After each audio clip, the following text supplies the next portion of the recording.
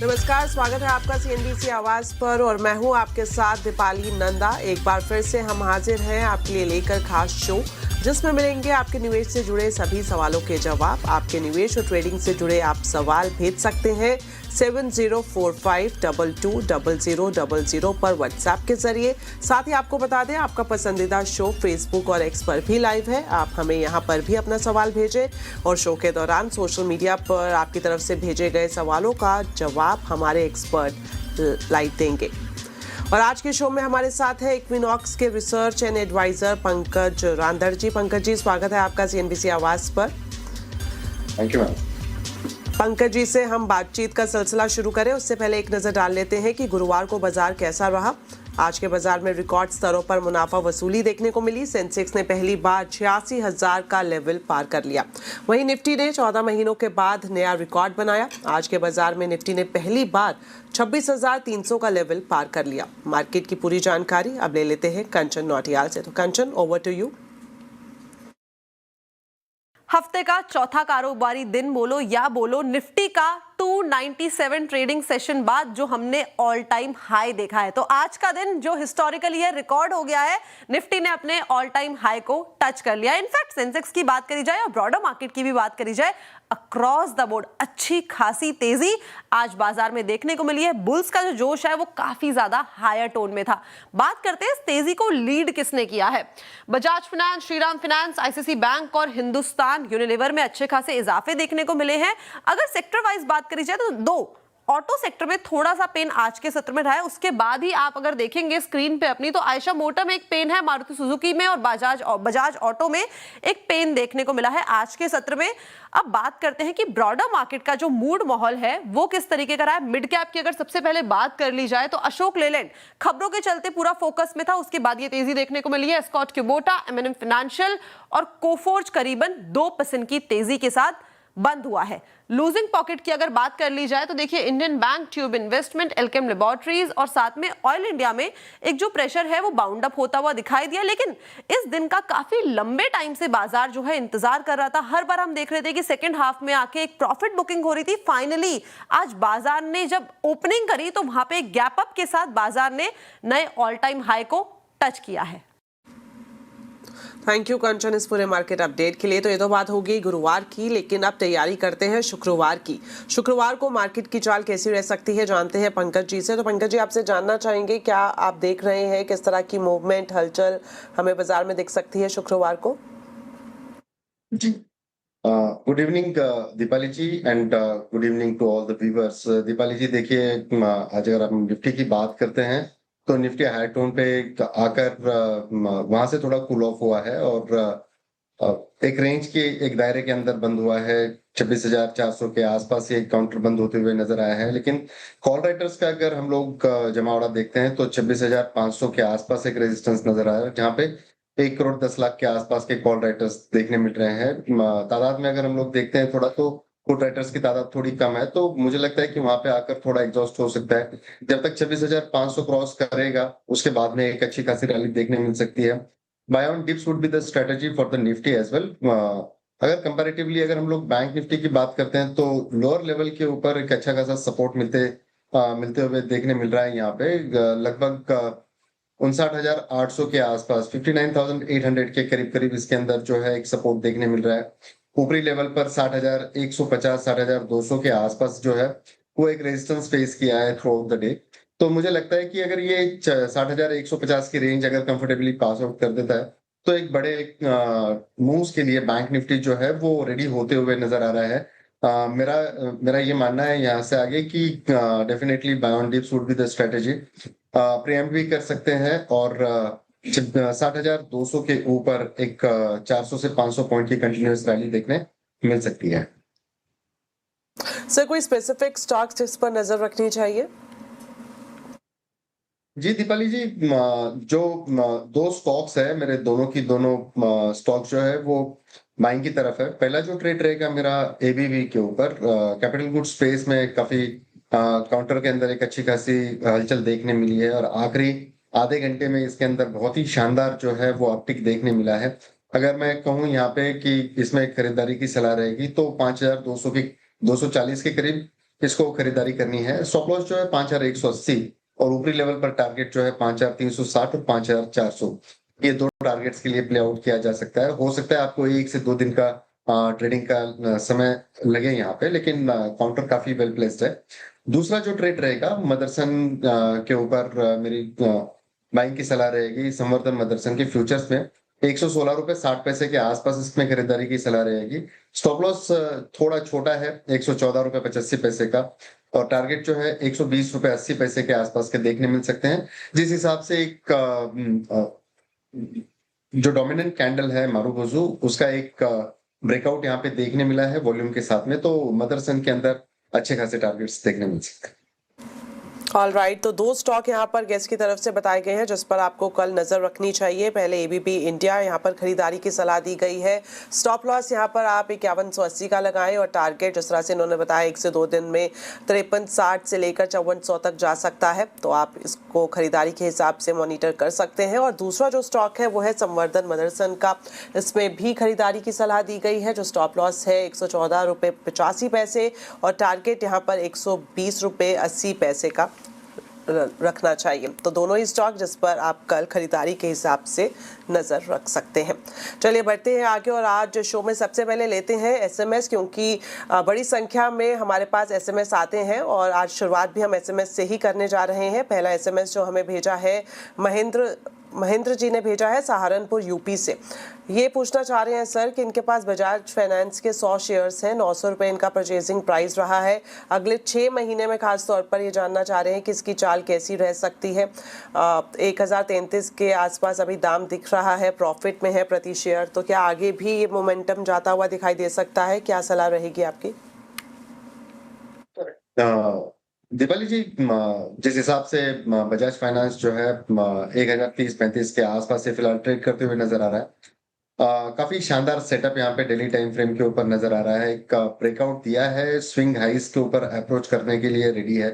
मुझे लगता है कि अगर इनका नजरिया अगर 6 महीने का है यहाँ से, तो 1250 के टारगेट्स यहाँ पे देखने मिल सकते हैं। कोई गिरावट रहेगी यहाँ पे तो खरीदारी का मौका ढूंढने चाहिए वहां से, और काफी स्ट्रॉन्ग बाइंग एंटिसिपेशन इस काउंटर के अंदर देखने मिल रही है, तो 1250 के टारगेट के लिए इसको होल्ड करें। ऑल राइट, तो 6 महीने के लिए जिस तरह से आपने सवाल पूछा था, तो आप इसको होल्ड कर सकते हैं, और अगर ये गिरावट में आता है तो खरीदारी के लिए एक अच्छा अवसर भी आपके लिए हो सकता है। बढ़ते हैं आगे और अब हमारे साथ कॉलर जुड़ गए हैं मनीष शाह नई दिल्ली से। मनीष जी, स्वागत है आपका सीएनबीसी आवाज पर, पूछिए अपना सवाल।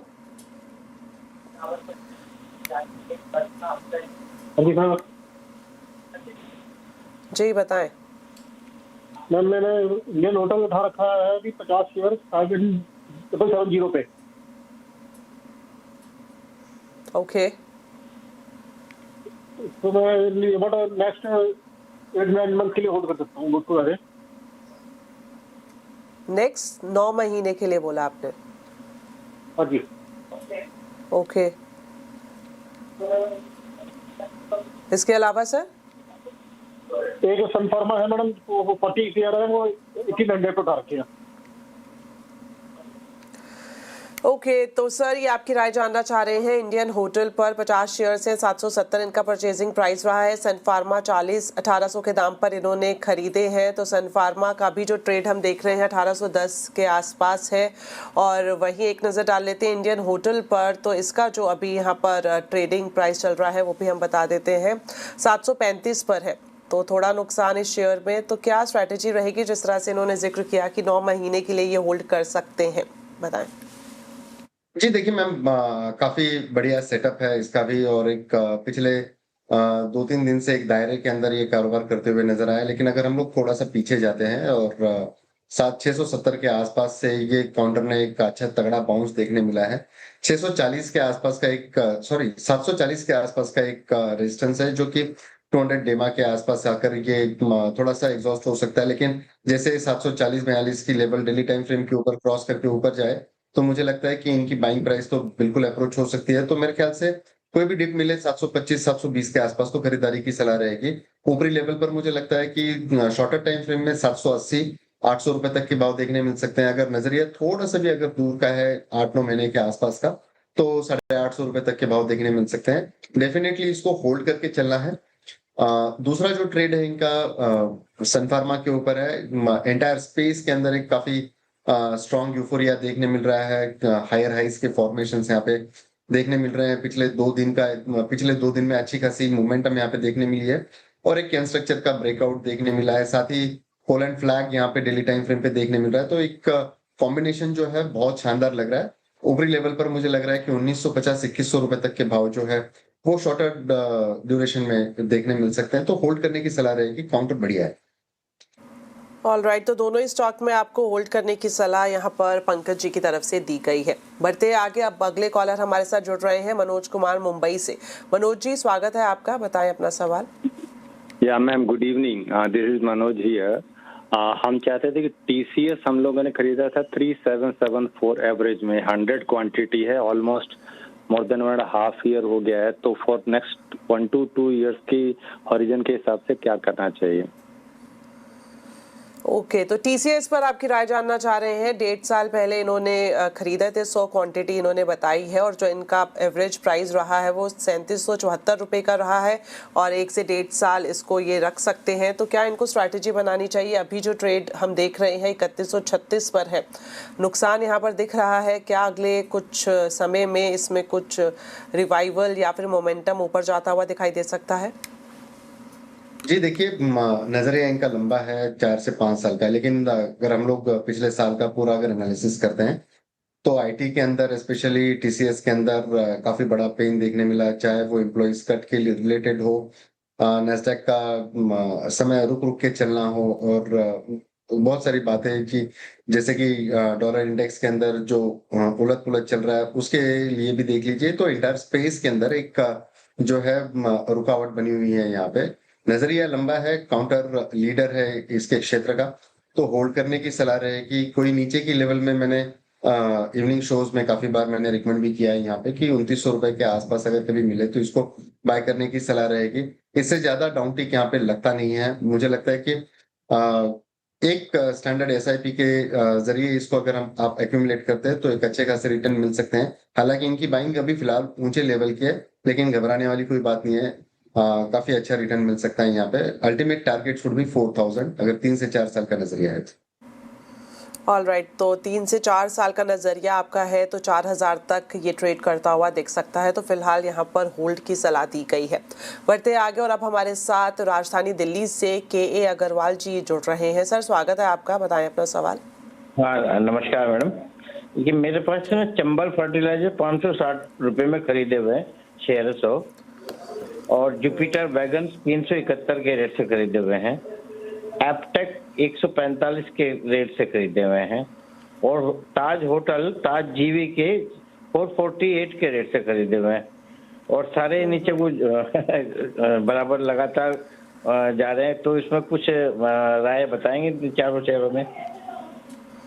ऑलराइट, तो ताज जीवी के, चंबल फर्टिलाइजर और आपने 2 शेयर और बताए हैं जिसमें एपटेक मौजूद है। यस सर, एपटेक पर भी ये राय जानना चाह रहे हैं। चंबल फर्टिलाइजर्स के अंदर अगर हम लोग वीकली चार्ट का भी एनालिसिस करते हैं तो पिछले कई एक हफ्तों से कंटिन्यूअसली लोअर लोज के फॉर्मेशन यहाँ पे देखने मिल रहे हैं। लगभग 440 के आसपास आकर ये ट्रेड कर रहा है। 420-415 की रेंज एक है, बहुत क्रूशियल रहेगी। अगर वो टूट जाती है तो एक स्टीप फॉल और भी देखने मिल सकता है यहाँ पे। तो अगर आपका नजरिया थोड़े शॉर्टर टाइम फ्रेम का है तो यहाँ पे एग्जिट करने की सलाह रहेगी। अगर नजरिया शॉर्टर फ्रेम का है तो अगर आप लंबे अवधि के निवेशक है तो एवरेज करने की सलाह नहीं रहेगी। एक बार पूरी इसकी जो है वीकनेस कंप्लीट हो जाने दीजिए, उसके बाद में हम लोग दूसरा व्यू ले सकते हैं यहाँ पे। दूसरा जो ट्रेड है इनका वो भी एपटेक का है। काफी ऊपरी लेवल पर इनकी खरीदारी दिख रही है। सेम पैटर्न है, लोअर लोज के फॉर्मेशंस देखने मिले। 3-4 वीक बीच में ठीक चला, लेकिन पिछले मैं अगर देखूं तो 1 साल में ये कंटिन्यूअस गिरावट का शिकार होते जा रहा है। इस स्टॉक के अंदर वॉल्यूम्स के कंसर्न्स काफी देखने मिल रहे हैं, तो इसमें फिलहाल एग्जिट करने की सलाह रहेगी। ये ज्यादा बेटर आइडिया रहेगा। कोई दूसरे काउंटर के अंदर पैसा लगाना ज्यादा उचित रहेगा। और ताज जीवीके की अगर मैं बात करूं तो पिछले कई हफ्तों से एक कंसोलिडेशन की फेज में चल रहा है, बट लोअर टिक के अंदर 400 के आसपास ये फिलहाल अभी ट्रेड कर रहा है। थोड़ा सा रिस्क अगर लेते हैं यहाँ पे तो 390 380 के आसपास इसको एक्यूमुलेशन की सलाह रहेगी, बट जरूर ये थोड़ा सा रिस्की बेट होगा। स्टॉप लॉस जो है 370 के आसपास लगाना है। ऊपरी लेवल पर मुझे लगता है कि 460 480 रुपए तक की लेवल्स के लिए ये स्टॉक जो है ये रेडी हो सकता है। जिस तरीके से इसका पैटर्न बना हुआ है, मुझे लगता है कि यहाँ से इसकी मंदी थोड़ी सी जो है वो रिकवरी की तरफ जानी चाहिए। ऑल राइट, चलिए बढ़ते आगे। अब अगले कॉलर हमारे साथ जुड़ रहे हैं, अमन अग्रवाल बुलंदशहर से। सर स्वागत है आपका, पूछिए अपना सवाल। नमस्कार मैडम, मेरा सवाल है, मेरे पास टाटा पे पावर है 406 पे और आरवीएनएल है 397 पे। मेरा लॉन्ग टर्म का व्यू है, तो मैं कब तक इसको होल्ड करूं? ओके, तो टाटा पावर और आरवीएनएल पर आपकी राय जानना चाह रहे हैं। अभी टाटा पावर का अगर हम ट्रेडिंग प्राइस देख ले तो 392 के करीब है, लॉस दिखाई दे रहा है क्योंकि इनका जो परचेजिंग प्राइस था 406 रहा है। 200 शेयर्स इनके पास है और साथ ही साथ आरवीएनएल पर भी आपकी राय जानना चाह रहे हैं। दीपाली जी देखिए, जहां तक टाटा पावर की बात है, टाटा पावर 410 के आसपास आकर बार बार एग्जॉस्ट होते हुए नजर आ रहा है। तो एक रेजिस्टेंस बना हुआ है, एक स्टीफ रेजिस्टेंस है। अगर वो स्टीफ रेजिस्टेंस एक बार सरपास कर देता है तो मुझे लगता है कि बड़ी तेजी के लिए काउंटर रेडी हो सकता है। ओवरऑल काउंटर का जो नेचर है काफी शानदार है, इसको होल्ड करने की सलाह रहेगी। अगर लॉन्गर टाइम का अगर इनका पर्सपेक्टिव है तो डेफिनेटली इसको होल्ड करके चले। नो वंडर ये 4 डिजिट लग जाए तो, लेकिन समय जो है इनको 4 से 5 साल तक का देना बहुत जरूरी है। पोर्टफोलियो में रखने जैसा स्टॉक है और हमेशा से इसको होल्ड करने की सलाह रहेगी। दूसरा इनका आरवीएनएल के ऊपर अगर मैं बात करूं यहाँ पे, तो आरवीएनएल के अंदर लोअर लेवल से एक थोड़ा बहुत उछाल देखने मिला है। 310 के आसपास यहाँ पे एक सपोर्ट लेता हुआ काउंटर नजर आ रहा है। यहाँ पे एक बेस वॉल्यूशन अगर हम कहें तो 310 के आसपास लगती है, तो काउंटर अभी उछाल लेने के लिए थोड़ा रेडी है। अगर मार्केट की कंडीशंस आगे चल के बढ़िया रहती है तो ये काउंटर अच्छा खासा प्रदर्शन कर सकता है। लेकिन ट्रेडिंग वाला काउंटर है, इसके अंदर कोई भी 10 से 12% की अगर हाइक मिलती है यहाँ पे तो एग्जिट करने की सलाह रहेगी। और ट्रेडिंग के जोन में इसको आप ले बेच कर इसके अंदर काम कर सकते हैं। अगर आपको होल्ड करना है तो पूरा लंबा नजरिया रखना होगा। यहाँ पे 450 के टारगेट के लिए 3 से 4 साल के लिए होल्डिंग पीरियड है। ऑल राइट, तो टाटा पार्क चूंकि एक स्ट्रॉन्ग पोजीशन पर बना हुआ है तो यहाँ पर आपको होल्ड करने की सलाह है। वहीं आरवीएनएल की बात करें तो यहाँ पर भी अगर आप लंबे समय का नजरिया रखते हैं तो इस स्टॉक को भी आप होल्ड कर सकते हैं। चलिए बढ़ते आगे और अब अगले कॉलर भी राजधानी दिल्ली से हमारे साथ जुड़ रहे हैं, गौरव। गौरव जी स्वागत है आपका, बताएं अपना सवाल। नमस्कार मैडम। नमस्ते जी। मेरे पास अशोक लेलैंड है 800 शेयर, एवरेज प्राइस है 84 और जो मेरा व्यू है वो कम से कम 10 साल तक का है। तो मुझे ये भी जानना है कि इसमें अभी मैं नीचे की तरफ और कब इसमें ऐड कर सकता हूँ। ओके, तो आप ऐड ऑन करना चाहते हैं और आपका बेसिकली जो लंबे वक्त का नजरिया आप इसको लेकर रखे हैं। और अभी एक बार देख लेते हैं, 800 शेयर्स इनके पास है। जो एवरेज प्राइस रहा है वो 84 रुपये रहा है और अभी प्रॉफिट में ये शेयर है और ट्रेड कर रहा है 159 के आसपास। तो लंबे वक्त में इनको क्या आउटलुक रखना चाहिए और ये ऐड ऑन भी करना चाहते हैं तो कब किस नंबर पर इन्हें ऐड ऑन ईजिली किया जा सकता है? पिछले काफी दिनों से सुर्खियों में रहा हुआ स्टॉक है और आज न्यूज के चलते जिस हिसाब से 7-7.5% की तेजी इसके अंदर देखने मिली है वो काफी शानदार है। मुझे लगता है कि अगर ये 150 के आसपास भी आता है तो दोबारा इसको बाय करना चाहिए। इनकी खरीदारी काफी निचले लेवल की और 10 साल का इनका होराइजन है। ओवरऑल ऑटो के अंदर जो है आने वाले समय के अंदर काफी बड़े रिफॉर्म्स भी देखने मिल सकते हैं। फंडामेंटली काउंटर काफी बढ़िया है, पोर्टफोलियो का मस्ट स्टॉक है, इसको होल्ड करने की सलाह रहेगी। मैं आपका 10 साल का नजरिया है, नो वंडर अगर ये स्टॉक जो है 10 टाइम्स भी हो जाए यहाँ से तो कोई वंडर नहीं होगा। डेफिनेटली होल्ड करने की सलाह रहेगी। डिस्क्लेमर के तौर पर ये ट्रेड जो है मैंने अपने क्लाइंट लोगों से शेयर किया हुआ है, तो डेफिनेटली इसको होल्ड करके चले। ऑल राइट, एक स्ट्रॉन्ग पोजीशन पर ये है और जिस तरह से सर ने बताया कि पोर्टफोलियो में मस्ट हैव स्टॉक के तौर पर भी देखा जाता है तो आप इसे लंबे नजरिए के लिए होल्ड करके रख सकते हैं।